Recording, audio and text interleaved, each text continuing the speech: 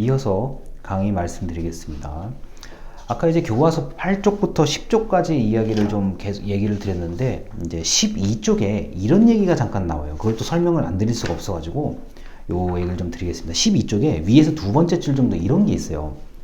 공기업에 대한 통제를 지나치게 강하게 하면 공기업은 자주성, 자율성을 상실하게 된다. 그러면 기업성, 수익성을 떨어뜨리기 때문에 그 한계를 어디에 둘 것인가 하는 것이 실질적인 문제다. 그것은 각 국가의 어떤 사정에 따라 정도가 다르다라고 되어 있습니다. 우리나라는 그런데 우리 처음에도 강의 처음에도 말씀을 드렸는데요. 공기업을 정부라고 생각하던 국민들이 굉장히 많아요. 그러다 보니까 일단 그게 공기업이 좀 잘못한 게 언론에 나오면 우리가 댓글을 봐서 아시겠지만 입에 담을 수 없는 어마어마한 그 비난과 욕들이 달리기 시작하잖아요. 그 내부적인 사정은 사실 관심이 전혀 없어요. 그래? 언론 보도에 이렇게 나왔어? 이거 참 잘못했네? 그러고 말잖아요. 자, 그런 것도 이제 일종의 그 공기업이 자율적으로 하는 어떤 행동을 좀 위축시키는 결과가 있죠. 아무래도 이런 거잖아요. 여러분이 담당자라고 공기업을 지금 다니고 계세요. 내가 좀 뭔가를 프로그램을 좀 괜찮은 걸 딱 만들어서 했는데, 딱 시작했는데, 이렇게 언론에서 그렇게 호의적으로 반응을 안 해요. 언론에서 이렇게 좀 그 비판적인 얘기를 하기도 하고, 또는 그 기사를 보고, 자, 이용하지도 않은 사람들이 뭔가 막 얘기를 해요. 이거 별론 것 같아. 저기 왜 저래? 이렇게 얘기하면은 당연히 담당자 입장에서는 위축될 수밖에 없어요. 겁을 먹을 수밖에 없어요. 그거는. 자, 이것도 그런데 이제 제가 이제 실제적으로 뭐라고 얘기를 못 드리겠는 게, 그렇다고 일을 아예 안 할 수는 없잖아요. 자, 여러분이 담당자예요. 담당자가 됐어요, 지금. 그러니까 비난이나 어떤 거를 감수해서 좀 바꿔가지고 또 원하는 방향으로 어차피 해야 되긴 해야 되는 거예요. 자, 이럴 때 이걸 도대체 어디까지 이 담당자인 내가 자율성을 가지고 내가 좀 알아서 일을 할 수 있을 것인가. 조금 더 크게 이 공기업, 내가 다니는 공기업은 얼마나 자율적으로 뭔가를 할 수 있을 것인가. 이게 굉장히 어려운 문제예요. 자, 그래서 여기 지금 이 책에는 각 국가의 어떤 정치 경제 사정에 따라 정도가 다르다라고 돼 있는데, 전 이걸 좀 좁혀서 얘기할게요. 우리 동네, 우리 지역의 사정에 따라 이게 상당히 다를 수가 있어요. 자, 이런 거죠. 우리 동네에 있는 공기업은 내가 원하는 서비스는 말고 다른 분들이 원하는 서비스는 좀 많이 있는 것 같아요. 그래서 난 내가 원하는 서비스가 없어. 그럼 난 옆에 있는 공기업이 운영하는 대로 가봐야지. 갈 수 있죠. 근데 그걸 공기업이 모른다기보다는 아무래도 원하는 사람이 많은 쪽에 프로그램이 배치가 되고 사업이 만들어지잖아요.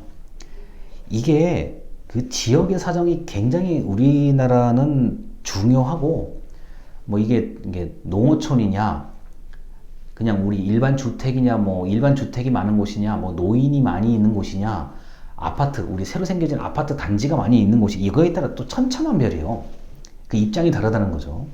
이런 게 있다는 거 정도까지를 감안을 하셔서 보셔야 되고, 이제 책에 있는 얘기를 하기 전에 또 한 번 제가 말씀을 드리는 건데, 여러분이 살고 계시는 동네에 공기업이 하는 일들이 분명히 많아요. 제일 단적으로 얘기하는 게 이제 주차에 관련된 주차 이렇게 집 앞에 주차를 되게끔 하는 거, 이런 것부터 여러 가지 업무들은 다 공기업에서 담당하고 있는 거죠. 이게 예전에 제가 어렸을 때만 해도 주차 그냥 집 앞에 아무렇게나 대고, 차를 이제 주차하고 이렇게 나가려고 그러면은 차가 가로막혀 있잖아요, 이렇게. 자, 어떻게 됩니까? 이 차 누구 차냐고 제가 어렸을 때만 해도 엄청나게 소리를 지르죠. 그러면 소리를 듣고 나와서 차를 이렇게 비켜주면 그나마 다행이에요. 제가 지금 위에 이 얘기를 하느냐, 이거는 휴대폰이 없었을 시절이에요. 자, 그러다가 어떻게 됩니까? 핸들 앞에 번호를 이렇게 놓잖아요. 휴대폰이 없었을 때 어떻게 하면 집 전화번호를 놓잖아요. 그 집 전화해서 받아요. 조금 더 편리해진 거예요, 그나마. 그런데 어떻게 됩니까? 전화를 거는 사람은 마찬가지로 자기 집에 들어가서 걸어야죠. 휴대폰이 없는 시절이라니까요. 집에 들어와서 전화를 걸었을 때 받고 동시에 나와서 하는 거죠. 이게 지금 우리가 저 휴대폰을 가지고 있다는 게 엄청나게 편리한 거예요. 이런 면에서는. 자, 그 시절부터 아무렇게나 막 주차하고 불법 주차에 뭐 굉장히 싸우고 막 난리도 아니었어요. 제가 어렸을 때는요. 그게 지금 어떻게 됩니까? 뭐 거주자 우선 주차 해가지고 이렇게 저 페인트로 딱 그리고 페인트 안에 숫자 써놓고 이렇게 해서 관리를 하잖아요. 이게 공기업이 하는 굉장히 대표적인 일 중에 하나거든요. 자, 제가 지금 이 짧은 말에 공기업이 어떤 일을 하는지가 이미 들어가 있는 거예요. 아무것도 조치를 안 하던 시절이 있었던 반면에 그때는 뭐 개념이 없었죠.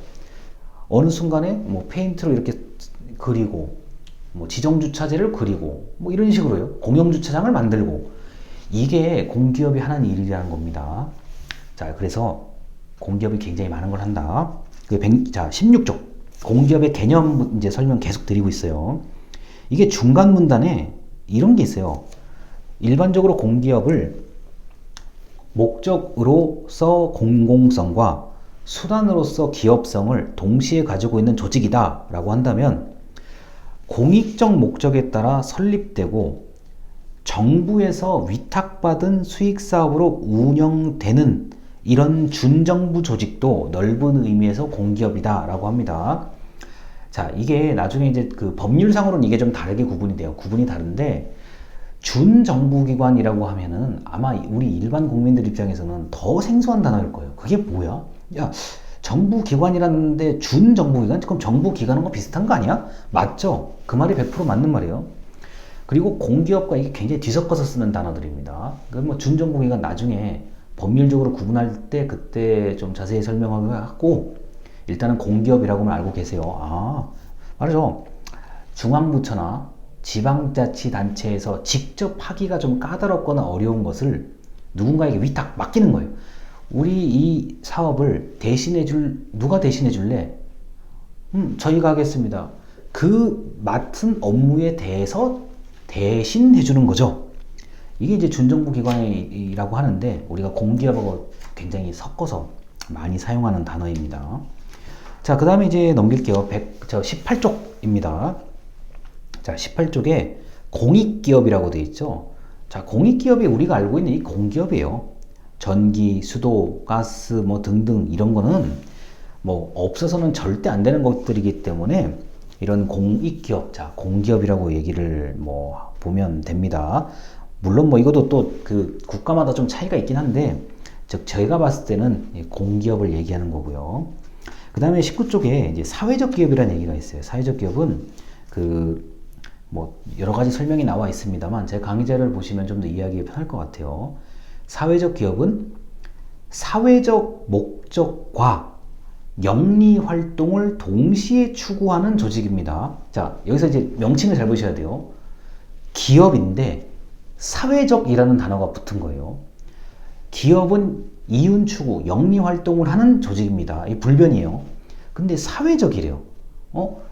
그 조직을 운영하기 위한 돈도 벌면서 사회적 목적을 좀 달성해야 되는 거 아니냐?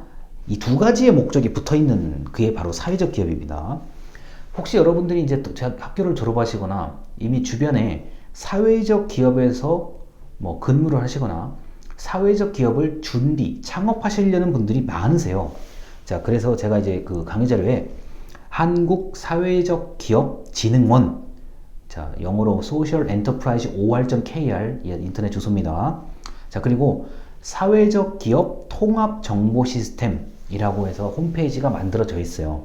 그래서 이 두 개의 홈페이지를 이제 사회적 기업을 운영하시는 분들과 사회적 기업을 나는 꼭 하고 싶다 예정하시는 분들이 알아야 되는 사이트는 딱 두 개 정도가 있는데 역시나 이것도 처음에 이걸 딱 봐서 한번 해보십시오 그러면 할 수가 없어요. 이제 무슨 말을 하고 싶으냐, 이제 사회적 기업을 이제 좀 제 주변에서 많이 하시는 분들이 계신데 처음에 굉장히 좀 많이 돌아다니셔야 되고 많은 사람들 만나서 정보를 들으셔야 되는데 혹시라도 이 영상을 보시는 분들이 사회적 기업에 관심을 둔다고 하면은 이런 그 사회적 기업에 관련된 교육을 좀 이렇게 수강을 하시는 걸 좀 권유해 드려요. 왜냐면은 이게 말을 제가 이렇게 간단하게 해서 그렇지 사회적 기업을 설립하고 운영하는 게 만만한 일이 아니거든요.